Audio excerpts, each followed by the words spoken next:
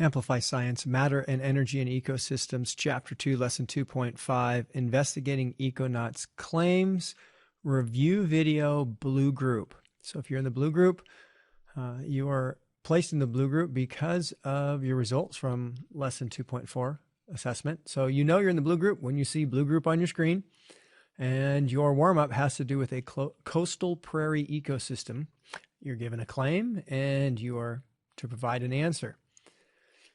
In the teacher step, all your teacher's doing is explaining to you that you're in 3 groups now based on the results from 2.4, whether it's the purple group, blue group, or green group. And this again is the blue group. And you're going to investigate separate claims from the purple and green group. Off to the simulation.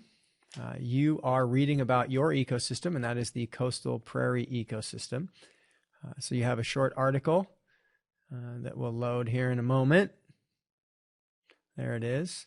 I need to switch over to the blue group article. There we go. And as you read this article, you are thinking about basically building a food web for this ecosystem. You're tracking energy storage molecules. Energy storage molecules, as you know, move from producers to primary consumers to secondary consumers. Anything that dies is then decomposed.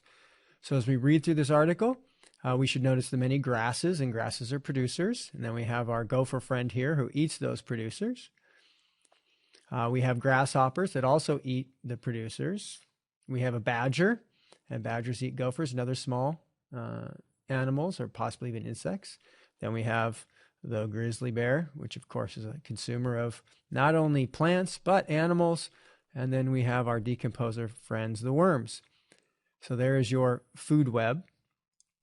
You move on to step 3, and you are explaining what you learn. In the second screen of step 2. And that is you're off to the simulation. So you're going to press play with the simulation the way it normally is. So you're just going to open it up and you're going to run it. Now from that, you should learn that energy storage molecules are turned into carbon dioxide and water. It doesn't matter which order you select these in these answers. You can technically put carbon dioxide or water first and carbon dioxide or water second during releasing energy in the mitochondria, and the carbon dioxide then moves into the air. What do consumers and decomposers have in common? They all do cellular respiration. Then you're going to click on View Cell. So back here in your model, you're going to hit View Cell and look at what's going on inside and watch the molecules of water and carbon dioxide go in and energy storage molecules go out. And if you're looking at the mitochondria, you're seeing oxygen and storage molecules go in and water and carbon dioxide go out. And that way you are answering return to carbon dioxide and abiotic matter.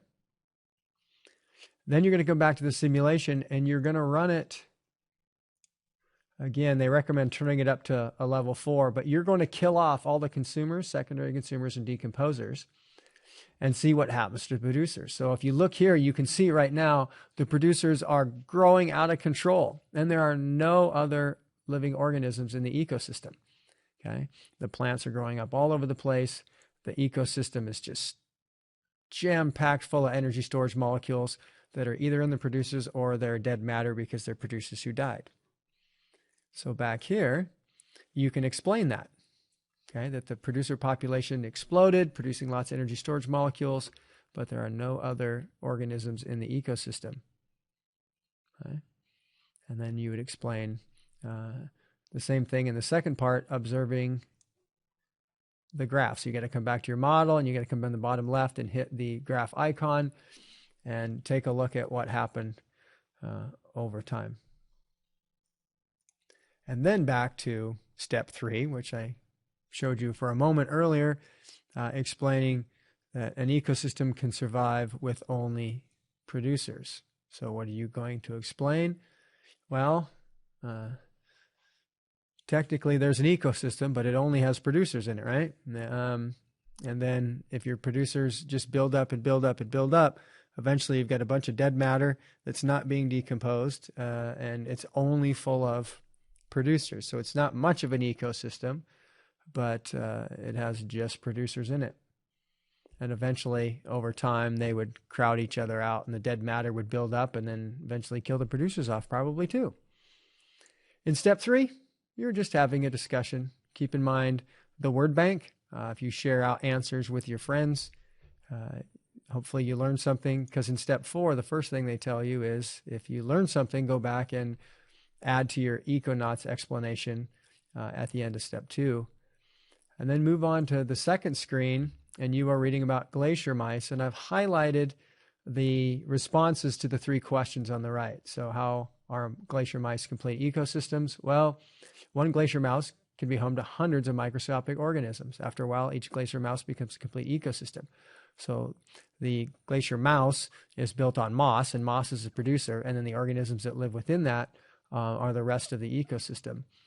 What does it mean to define the boundaries of an ecosystem? Well, it says here, when scientists study ecosystems, they must define the boundaries of what they're studying. They have to say where one ecosystem stops and another begins. So in this case, it's pretty easy. The moss itself is the whole rolling ecosystem, and it's separate from everything around it. And then what is one way that the surrounding ecosystem can affect a glacier mouse? Well, when sunlight, it says here, when sunlight shines on the moss is a producer. It's going to make energy storage molecules. So if it's in the sun versus the shade. Also change if organisms fall off of or climb onto the glacier mouse, that changes the ecosystem, or when it's blown to a new location. So those are a number of ways that it can change a glacier mouse ecosystem. Be sure to hand that in. And then step 5 is a self-assessment, and that's just how do you feel you are doing and understanding what's going on. So there's no answer key here. So hopefully that helps a little bit. And that is, again, the Blue Group review of 2.5.